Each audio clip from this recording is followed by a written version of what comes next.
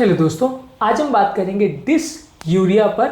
यानी पेशाब करते समय अगर दर्द हो रहा है, डिस्कम्फर्ट हो रहा है या जलन हो रही है तो ये किस तरह की बीमारी है, किस तरह के लोगों को होती है, क्या इसके कारण होते हैं, कैसे हम इसे पहचानते हैं और इसमें कौन कौन सी ट्रीटमेंट की मोडालिटीज़ हो सकती हैं, इस पर आज बात करेंगे। आज का टॉपिक है डिसयूरिया यानी पेनफुल यूरिनेशन या अनकंफर्टेबल यूरिनेशन पर। टॉपिक पर जाने से पहले जो लोग हमारे चैनल पर नए हैं उन्हें रिक्वेस्ट करूँगा कि चैनल को सब्सक्राइब करें, वीडियो को लाइक करें, शेयर करें, फॉलो करें, कमेंट करें, पूरा देखें। टॉपिक इंपॉर्टेंट है, इसे अंत तक देखिएगा। चलिए शुरू करते हैं इंपॉर्टेंट वीडियो।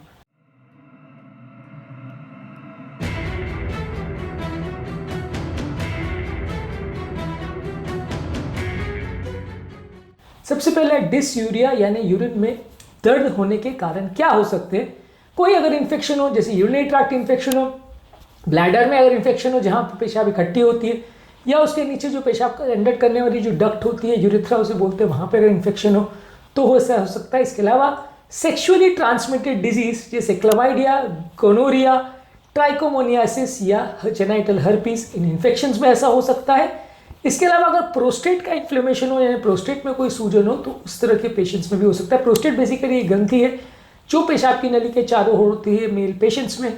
ये अगर इसमें इन्फ्लेमेशन या सूजन हो जाए तो इस तरह के पेशेंट्स को भी डिसयूरिया हो सकता है।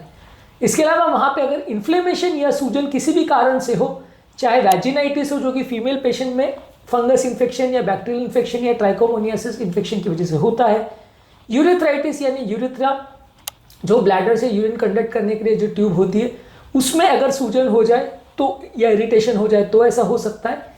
इसके अलावा अगर कोई इरिटेंट्स यूज़ कर रहे हैं, जैसे कोई हार्श सोप्स का प्रयोग कर रहे हैं, कोई स्पर्मिसाइड्स, कोई बबल बाथ्स का प्रयोग कर रहे हैं या वजाइनल डाउचिंग कर रहे हैं, तो ये सारी चीज़ों में कुछ केमिकल्स वहाँ पे जा सकते हैं जो कि इरिटेट करने का काम कर सकते हैं, जिसकी वजह से इरिटेशन हो सकती है। इसके अलावा कुछ स्ट्रक्चरल बीमारियाँ ऐसी होती है, जैसे मान लीजिए किडनी का स्टोन है तो ऐसा हो सकता है।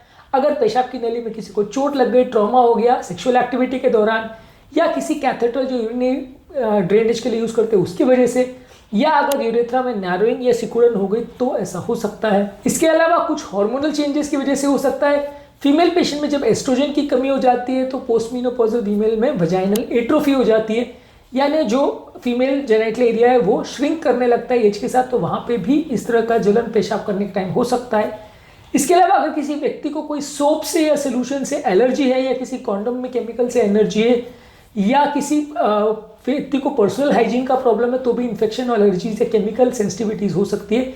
इससे भी लोगों को यूरिन करते समय जलन हो सकती है। इसके अलावा कुछ ऐसी बीमारियां हैं जैसे डायबिटीज़ है, ब्लैडर कैंसर है या इंटरस्टिशियल सिस्टाइटिस है। ये बीमारियों में भी लोगों को पेशाब करते समय जलन का, दर्द का एहसास हो सकता है।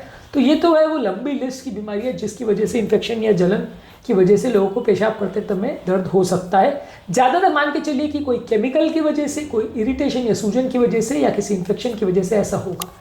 इसमें एसोसिएटेड लक्षण ज़्यादातर क्या होते हैं? ज़्यादातर लोगों को पेशाब बार बार आती है, अर्जेंसी होती है, यूरिन करते समय उसमें ब्लड आ सकता है। इसके अलावा पेट में दर्द का एहसास हो सकता है, पेल्विस एरियाज यानी जो जेनिटल एरिया के आसपास का एरिया है वहाँ दर्द हो सकता है, वेजाइना से डिस्चार्ज आ सकता है या वाइटिश कलर का पदार्थ निकल सकता है, पेनाइल एरिया से, पेनिस से भी डिस्चार्ज आ सकता है, बुखार हो सकता है, खासकर ठंड लेके बुखार आता है, और यूरिन जब आप पास करते हो तो उसमें फाउल या खराब स्मेल आ सकता है, या उसमें क्लाउड या वाइट कलर का डिस्चार्ज आ सकता है। ये सारे लक्षण हो सकते हैं डिसयूरिया के साथ जो एसोसिएटेड होते हैं। अब बात करते हैं हम इसे डायग्नोज कैसे करेंगे। सबसे पहले पेशेंट का डिटेल हिस्ट्री लेते हैं कि उसको क्या लक्षण है, क्या उसकी सेक्सुअल हिस्ट्री है, क्या इरिटेंट्स या केमिकल्स का वो प्रयोग कर रहा है, कोई बीमारी तो नहीं है, ये सब का हिस्ट्री लेते हैं। पेशेंट के यूरिन का एनालिसिस करते हैं, यूरिन का कल्चर करते हैं ये देखने के लिए कि उसमें कोई इन्फेक्शन फैलाने वाले तत्व तो नहीं है, कोई कीटाणु तो नहीं है। इसके अलावा सेक्सुअली ट्रांसमिटेड डिजीज जो सस्पेक्टेड है पेशेंट में उसका टेस्ट करते हैं, पेशेंट के पार्टनर का टेस्ट करते हैं, और इसके अलावा उस एरिया का यूरेथ्रोस्कोपी, अल्ट्रासाउंड, सीटी स्कैन, सिस्टोस्कोपी, ये सारी चीज़ें करते हैं। कोई स्पेसिफिक प्रॉब्लम है या नहीं ये चीज़ें देखने के लिए। तो ये सब है वो जांचें जो हम करते हैं अगर किसी पेशेंट को यूरिन में जलन या डिसयूरिया का एहसास हो रहा है तो। मैनेज कैसे करेंगे? मान लीजिए अगर किसी इन्फेक्शन की वजह से प्रॉब्लम हो रहा है तो इन्फेक्शन को ट्रीट करेंगे, बैक्टीरिया का इन्फेक्शन है तो बैक्टीरिया को ट्रीट करेंगे, फंगस का इन्फेक्शन है तो फंगस को ट्रीट करेंगे। दर्द के लिए आप कुछ एनाल्जेसिक्स या पेन किलर्स का प्रयोग कर सकते हैं। इसके अलावा जो इरिटेंट्स या केमिकल जिसकी वजह से आपको डिसयूरिया हो रहा है, जैसे सोप है, स्प्रेज है, केमिकल्स है, उनका प्रयोग को बंद करिए या कम करिए। पानी ज़्यादा पीजिए, ज़्यादा पानी पीने से इरिटेंट केमिकल्स फ्लश आउट हो जाते हैं तो दर्द या जलन का एहसास कम होगा, इन्फेक्शन भी कम होगा। इसके अलावा अगर किसी व्यक्ति को हार्मोनल थेरेपी की ज़रूरत है, वेजाइनल एट्रोफी फीमेल पेशेंट में होगी तो उसको हार्मोनल थेरेपी दे सकते हैं। और अगर कोई स्ट्रक्चरल प्रॉब्लम है जैसे पथरी वगैरह का प्रॉब्लम है, कोई स्ट्रक्चर वगैरह है तो उसकी सर्जरी कर सकते हैं। तो ये सारे ट्रीटमेंट मोडालिटीज़ हैं जो कि यूरेथ्राइटिस या डिसयूरिया के लिए अवेलेबल है। डिसयूरिया के लिए क्या क्या ट्रीटमेंट होता है, क्या मैनेजमेंट होता है और क्या टिप्स होते हैं उसको ऑलरेडी हमने अलग वीडियो में डिस्कस किया है, इनको जरूर चेकआउट करें।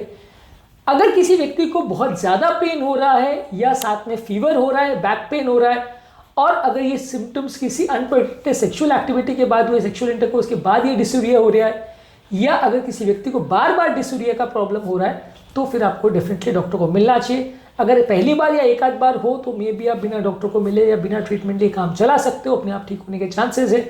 बार बार अगर हो रहा है तो डेफिनेटली आपको डॉक्टर को कंसल्ट करने की आवश्यकता है, क्योंकि इस तरह की बीमारियां अक्सर विकराल रूप भी धारण कर सकती है। इन्फेक्शन किडनी वगैरह में फैल सकता है, पूरे ब्लड में फैल सकता है, जान का खतरा हो सकता है। तो ये सारी चीज़ों पर आपको ध्यान रखने की आवश्यकता है। तो आज के टॉपिक में हमने बात करी कि अगर किसी व्यक्ति को डिसयूरिया का प्रॉब्लम है तो उसको कौन कौन से कारण हो सकते हैं, कैसे जांच करते हैं और कैसे ट्रीट करते हैं, इसका शॉर्ट में हमने ओवरव्यू किया।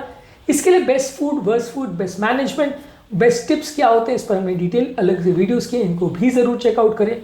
टॉपिक एंड करने से पहले जो लोग हमारे चैनल पर नए हैं उन्हें रिक्वेस्ट करूँगा कि चैनल को सब्सक्राइब करें, वीडियोस को लाइक करें, शेयर करें, फॉलो करें, कमेंट करें पूरा दिन।